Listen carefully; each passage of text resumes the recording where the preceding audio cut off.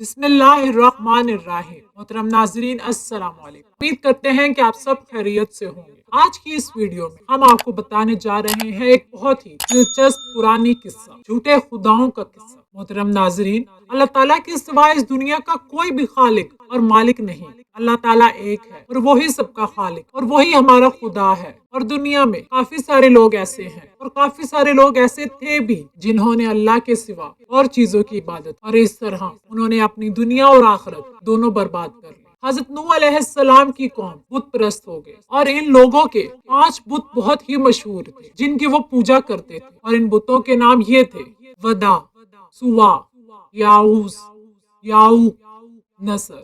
حضرت نوح علیہ السلام جو بت پرستی کے خلاف واز فرمایا کرتے تھے تو ان کی قوم ان کے خلاف ہر کوچہ و بازار میں چرچا کرتی پھرتی تھی اور حضرت نوح علیہ السلام کو طرح طرح سے اذیت دیا کرتے تھے۔ چنانچہ قرآن مجید میں ان کے بارے میں کچھ یوں ذکر موجود ہے: اور انہوں نے کہا، تم اپنے معبودوں کو ہرگز نہ چھوڑنا، اور ہرگز ودا اور سوا اور یاغوس اور یاؤق اور نصر نامی بتوں کو نہ چھوڑنا، اور بے شک انہوں نے بہت سے لوگوں کو گمراہ کر دیا۔ یہ 5 بت کون تھے؟ آئیے جانتے ہیں ان کے بارے میں۔ ان کے بارے میں حضرت عروہ بن زبیر رضی اللہ تعالیٰ عنہ کا بیان ہے کہ حضرت آدم علیہ السلام کے یہ 5 فرزند تھے جو نہایت ہی دیندار اور عبادت گزار، اور لوگ ان 5 پر بہت ہی اعتبار کرتے تھے اور دل سے بھروسہ کرتے تھے۔ جب ان 5 کی وفات ہو گئی تو لوگوں کو بڑا رنج و صدمہ ہوا، تو شیطان نے ان لوگوں کی تعزیت کرتے ہوئے کچھ یوں تسلی دی کہ تم لوگ ان 5 صالحین کا مجسمہ بنا کر رکھ لو اور ان کو دیکھ دیکھ کر اپنے دلوں کو تسکین دیتے رہو۔ چنانچہ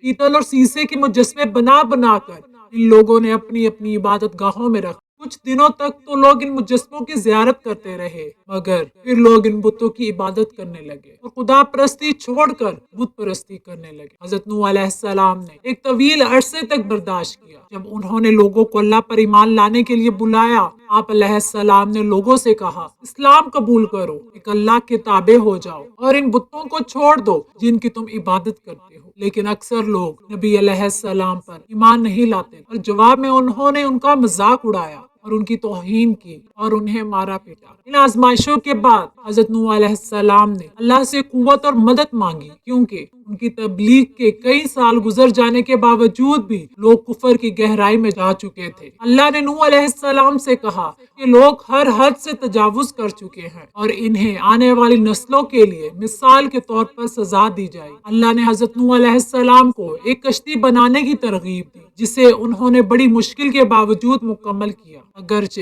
حضرت نوح علیہ السلام نے لوگوں کو آنے والے غضب سے خبردار کیا، لیکن انہوں نے حضرت نوح علیہ السلام کے اس بات کا مذاق اڑانا شروع کر دیا۔ جب کشتی مکمل ہو گئی تو نوح علیہ السلام نے اسے زندہ مخلوق کے جوڑوں سے بھر دیا اور وہ اور ان کے پیروکار سوار ہو گئے۔ جلد ہی ایک طوفان اٹھا اور زمین بارش سے بھیگ گئی اور سیلاب نے زمین پر موجود سب کچھ تباہ کر دیا۔ نوح اور ان کے پیروکار صندوق پر محفوظ تھے، لیکن ان کا بڑا بیٹا اور ان کی بیوی ہلاک ہونے والے کافروں میں شامل تھے۔ حضرت نوح علیہ السلام 9.5 برس تک ان لوگوں کو واز سنا سنا کر اس بت پرستی سے منع فرماتے رہے۔ بالآخر طوفان میں غرق ہو کر سب ہلاک ہو گئے، مگر شیطان اپنی اس چال سے باز نہیں آیا اور ہر دور میں اپنے وسوسوں سے لوگوں کو بت پرستی سکھاتا رہا، اور اب کے لوگ اپنے صالحین کی تصویر اور مجسمے بنا کر زیارت کرتے اور پھر آہستہ آہستہ ان تصویروں اور مجسموں کی عبادت کرنے لگے۔ اس طرح شرک و بت پرستی کی لعنت میں دنیا گرفتار ہو گئی۔ خدا پرستی اور توحید خالص کا چراغ بجھنے لگا، جس کو روشن کرنے کے لیے انبیاء سابقین یک کے بعد دیگرے برابر مبعوث ہوتے رہے۔ محترم ناظرین، امید کرتے ہیں کہ آپ کو آج کا قصہ پسند آیا ہو۔ اپنی دعاؤں میں یاد رکھیے گا۔ اللہ حافظ۔